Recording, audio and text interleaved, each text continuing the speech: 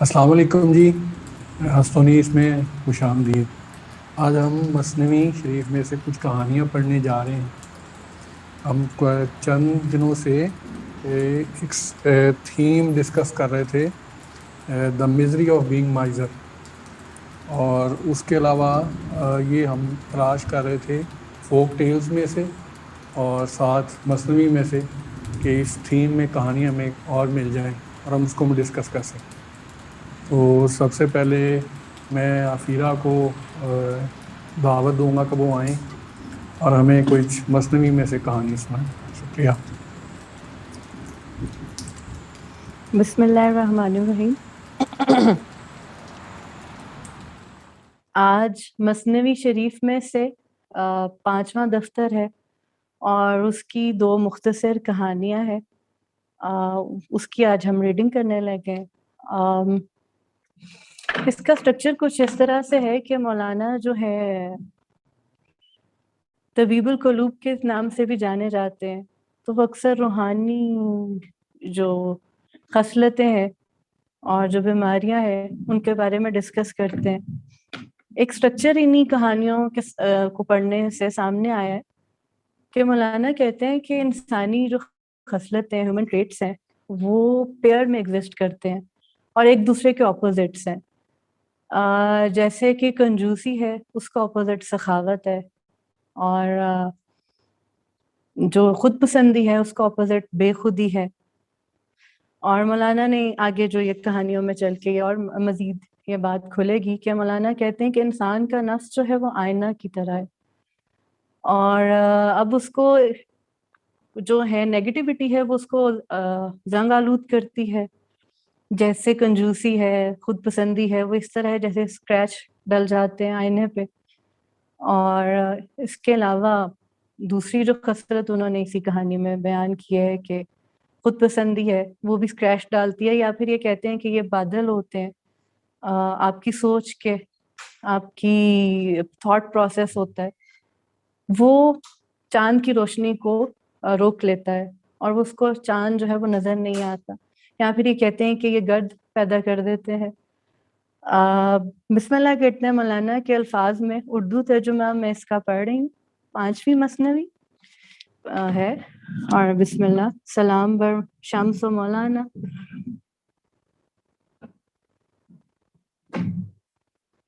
اس بدو کا قصہ جس کا کتا بھوک سے مر رہا تھا اور اس کا تھیلا روٹیوں سے بھرا ہوا تھا، اور کتے پر نوحہ کر رہا تھا کہ میرا کتا مر گیا ہے، اور وہ شیر پڑتا تھا اور روتا جاتا تھا اور سر اور منہ پر تماچے مارتا جاتا تھا، اور اس میں تامل تھا کہ روٹی کا ٹکڑا جو اس کے تھیلے میں ہے وہ اسے کتے کو دے دے۔ یہ سب ایک شخص دیکھ رہا تھا اور اس نے اس سے سوال کیا اور پھر اس آدمی نے اس کو جواب دیا۔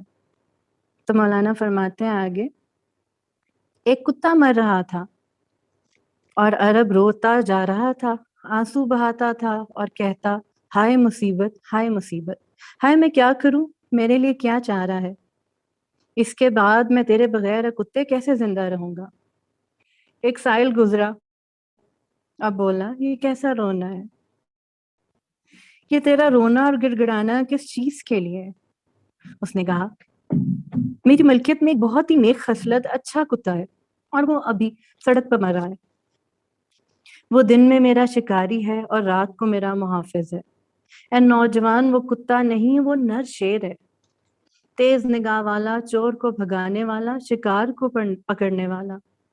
وہ شکار کے پیچھے تیر کی طرح دوڑتا ہے، وہ شکار کرتا اور میری حفاظت کرتا ہے، اور چور کو میرے پاس پھٹکنے نہیں دیتا۔ صابر اور آزاد، تیز مزاج اور دشمن کو بھگانے والا تھا، نیک طبیعت، باوفا اور مہربان۔ اس شخص نے کہا، اس کو کیا مرض ہوا ہے، کیا اس کو کوئی زخم لگا ہے؟ اس نے کہا، جو القلب ہے، اور اسی نے اس کو بدحال کر دیا ہے۔ اس نے کہا، اس رنج و غم پر صبر کر، اللہ کی مہربانی صبر کرنے والوں کو عطا ہوتی ہے۔ اس کے بعد اس نے کہا اے آزاد سردار، کمر پہ یہ تیرا بھرا ہوا تھیلا کیسا ہے؟ اس شخص نے جواب دیا، یہ کل کی روٹی اور توشہ اور عمدہ کھانا ہے، اس جسم کی خوراک کے لیے اٹھائے ہوئے پھر رہا ہوں۔ تو وہ شخص حیران ہو، اس نے کہا کہ تیرے پاس روٹی اور عمدہ کھانا موجود ہے، تو اس میں تھیلے میں سے نکال کر اس کتے کو کیوں نہیں دے رہا؟ وہ بولا، اس حد تک مجھ میں محبت اور بخشش نہیں ہے کہ میں اس کو اپنا کھانا دوں۔ راستے میں بھلا روٹی کے بغیر کیسے گزارا ہوگا؟ لیکن دونوں آنکھوں کے یہ جو میرے آنسو ہیں یہ مفت ہیں۔ اس نے کہا اے ہوا سے بھری ہوئی مشک، تیرے سر پر خاک، کہ روٹی کا ٹکڑا تیرے نزدیک آنسوؤں سے بہتر ہے۔ آنسو خون ہے جو غم سے پانی بن گیا، اے بہودہ، خون خاک کی قیمت کا نہیں ہے۔ اس نے اپنے آپ کو شیطان کی طرح ذلیل کیا، اس کا جز ذلیل کے علاوہ اور کیا ہوگا؟ میں اس کا غلام ہوں جو وجود کو نہ فروخت کرے کسی کو مہربانی اور سخاوت کے شاخ کے سوا۔ جب وہ رو پڑے تو آسمان رونے لگے، جب وہ فریاد کرے تو آسمان فریادی بن جائے۔ میں اس صاحب ہمت تانبے کا غلام ہوں جو کیمیا کے سامنے کسی کے علاوہ عاجزی نہ دکھائے۔ دعا میں عاجز ہاتھ اٹھا، اللہ تعالیٰ کا فضل عاجب کی جانب اڑ کر آتا ہے۔ اگر تجھے اس تنگ کنویں سے رہائی درکار ہے اے بھائی، بھلا بلا تاخیر خیر کی آگ پر چل پڑ، اللہ تعالیٰ کی تدبیر پر نظر رکھ، اپنی تدبیر کو ہوا میں فنا ہونے دے اور اسے اللہ تعالیٰ کی تدبیر میں فنا ہونے دے۔ تو یہ ایک عجیب طریقے سے ایک عجیب گھات کی راہ تیرے لیے کشادہ ہو جائے گی کہ اس گھات کا ادنا درجہ بقا ہوتا ہے، ہمیشہ عروج اور ترقی میں۔ اس گھات کے لیے کوشش کر تاکہ تجھے علم لدنی کی خوشبو حاصل ہو جائے۔ اگر تو اپنے عروج کے احوال کو اچھی طرح سمجھ لے تو تیرے لیے اچھا ہوگا۔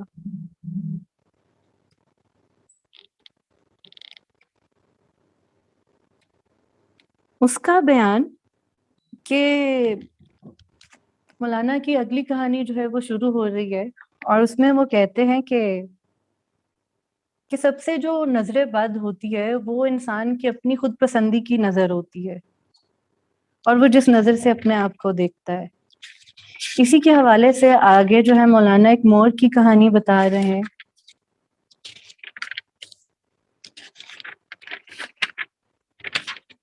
مولانا کہتے ہیں، اس دانا کا قصہ جس نے مور کو دیکھا اور وہ اپنے حسین پروں کو چونچ سے اکھاڑ رہا ہے اور پھینک رہا ہے اور اپنے بدن کو گنجا اور بدنما بنا رہا ہے۔ ایک دانا وہاں سے گزر رہا تھا، اس نے تعجب سے مور کو دیکھا اور دریافت کیا، کیا تجھے افسوس نہیں ہو رہا؟ اس مور نے جواب دیا، ہو رہا ہے، لیکن مجھے جان پروں سے زیادہ پیاری ہے اور یہ پر میری جان کے دشمن ہے، اس وجہ سے میں ان پروں کو اکھاڑ پھینک رہا ہوں۔ آگے کہانی شروع ہوتی ہے۔ ایک مور جنگل میں اپنے پر اکھاڑ رہا تھا، ٹہلتا ہوا ایک عقل مند وہاں پہنچ گیا۔ اس نے کہا، او مور، ایسے بڑھیا پر تو بلا تعامل جڑ سے کیوں اکھاڑ رہا ہے؟ خود تیرا دل تجھے کیسے اجازت دیتا ہے کہ یہ لباس تو اکھاڑ پھینک رہا ہے اور اس کو کیچڑ میں ڈال رہا ہے؟ تو اپنے پروں کا پنکھا بنا، کیا یہ ناشکری اور لاپرواہی ہے؟ تو نہیں جانتا کہ ان خوبصورت پروں کا نقاش کون ہے؟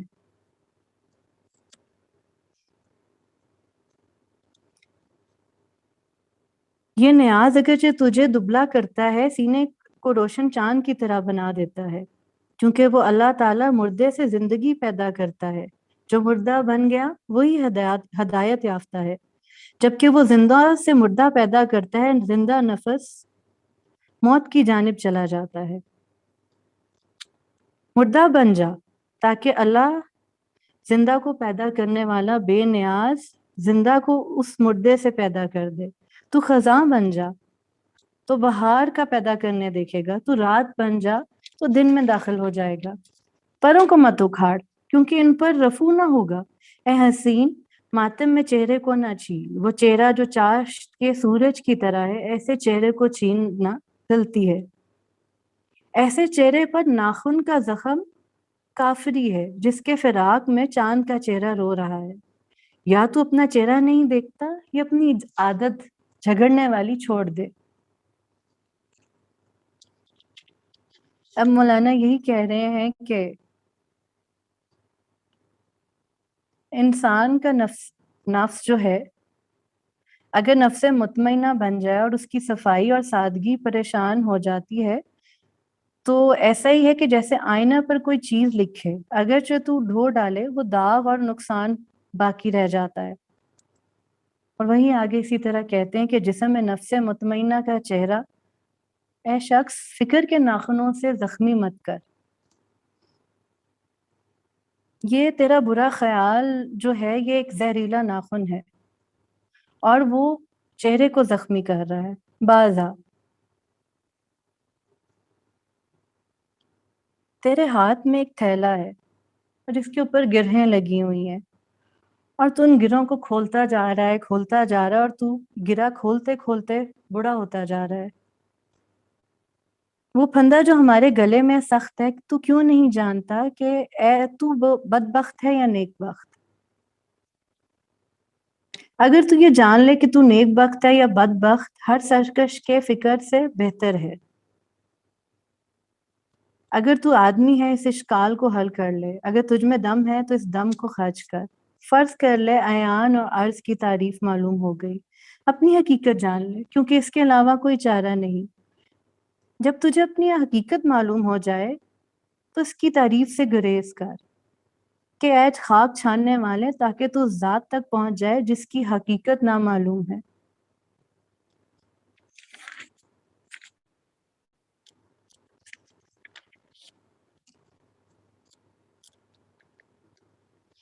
پھر ایک حدیث بیان کرتے ہیں کہ حضور پاک صلی اللہ علیہ وسلم نے فرمایا، ہر مرنے والا یہ تمنا ضرور کرے گا کہ وہ پہلے مر جاتا۔ اگر وہ نیک ہے تو وہ اس لیے خواہش کرے گا کہ وہ جلد بھلائی تک پہنچے، اور اگر بد ہے تو اس لیے کہ اس کی بدکاری کم ہو جائے۔ اور آگے مولانا کہتے ہیں کہ جو مور ہے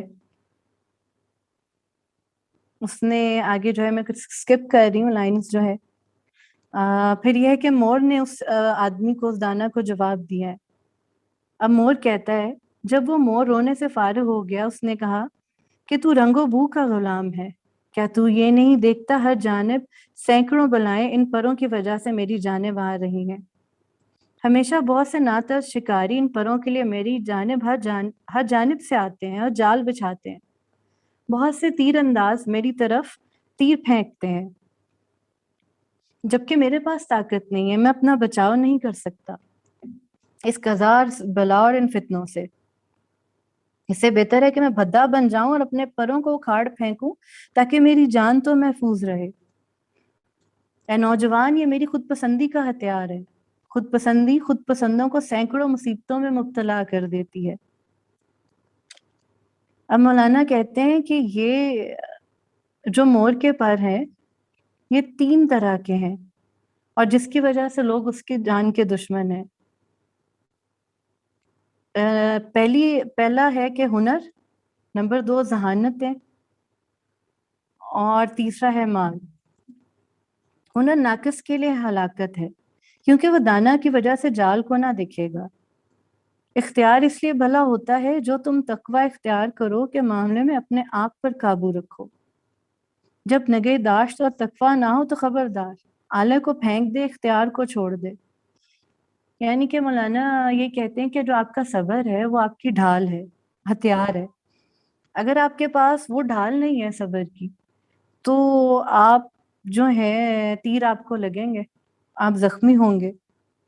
تو وہ یہ کہتے ہیں کہ صابر اپنے بالوں پر کو نیچ سمجھتا ہے، جبکہ میری خود نمائی اور اختیار جو ہے یہ پر ہیں جو میرے لیے پردہ بن گئے ہیں اور میرے لیے مصیبت بن گئے ہیں. میں پر نوچتا ہوں کیونکہ وہ میرے سر کے درد پر ہیں.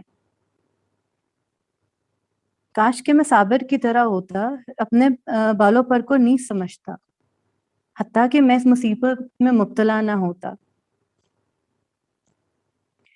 تو اس کو کوئی نقصان نہیں، کہہ دو وہ پر نہ نوچے. اگر کوئی تیر آئے گا تو وہ ڈھال یعنی صبر کی ڈھال آگے کر دے گا. لیکن میرے لیے حسین پر ہیں کیونکہ میرے دشمن ہیں، کیونکہ میرے پاس یہ صبر کی ڈھال نہیں اور چونکہ خود نمائی سے مجھ میں صبر نہیں ہے.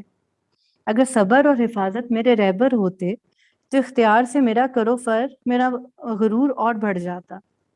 میں فتنوں کے سلسلے میں بچے یا مست کی طرح ہوں. میرے ہاتھ میں تلوار ہونا مناسب نہیں ہے. اگر میرے پاس رک جانے والی عقل ہوتی تو بے شک میرے ہاتھ میں تلوار ہوتی تو وہ میرے لیے کامیابی ہوتی.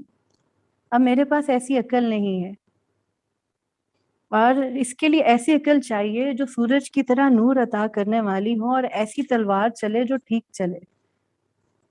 جبکہ میرے پاس روشن عقل اور نیکی نہیں ہے تو بہتر ہے کہ میں ہتھیار کو کنویں میں ڈال دوں اور میں محفوظ ہو جاؤں، یہ نہ ہو کہ میں خود کو زخمی کر لوں. اب مولانا جو ہے آگے بتا رہے ہیں کہ کیسے بچنا ہے ان سے، کہ کیا کرنا ہے. اب خود پسندی ہے تو اب وہ بتا رہے ہیں کہ بے خود کیسے ہوا جاتا ہے، اپوزٹ خود پسندی کا.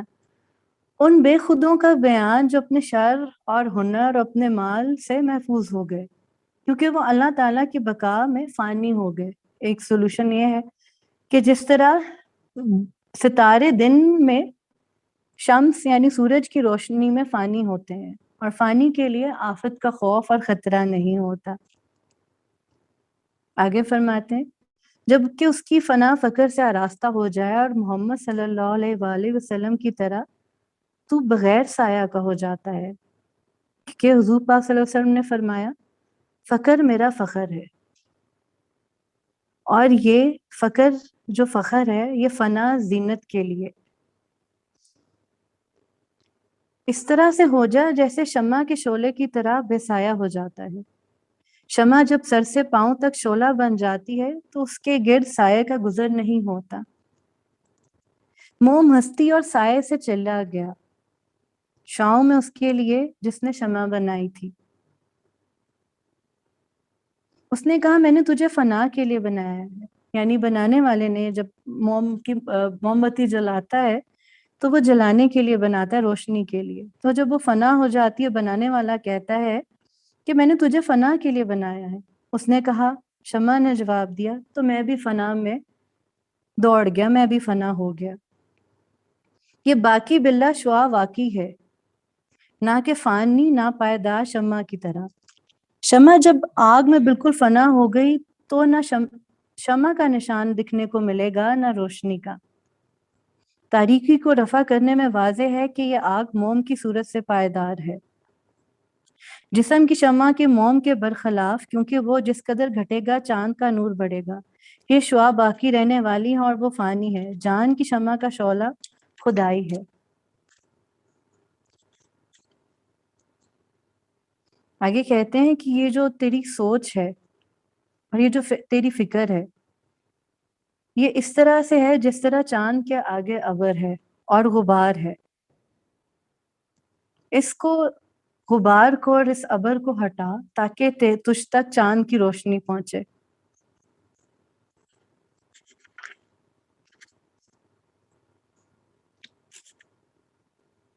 اب وہ یہ کہتے ہیں کہ یہ روشنی کب تک کیسے حاصل ہو، یہ کیسے ہٹیں یہ بادل.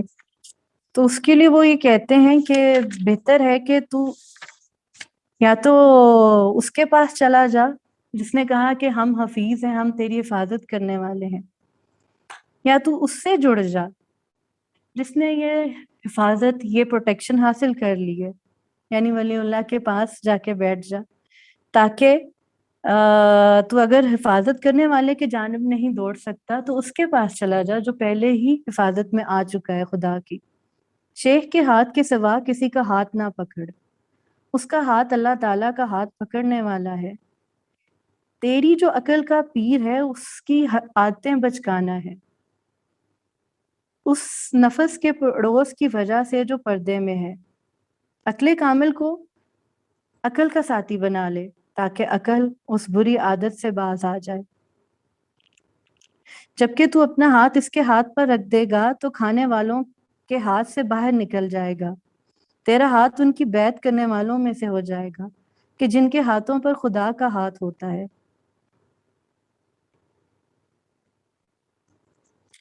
اے مرید، اپنے وقت کا وہ شیخ جو ہے وہ اپنے وقت کا نبی ہے، کیونکہ اس سے نبی کا نور جھلکتا ہے۔ تھینک یو سو مچ۔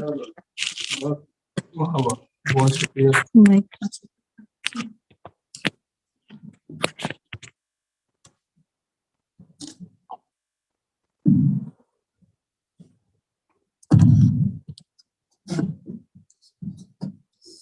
بہت شکریہ فیرا، بہت مہربانی، بڑی سونیاں کہانیاں سنائیاں سن تسی اج، بہت سونیاں سنائیاں۔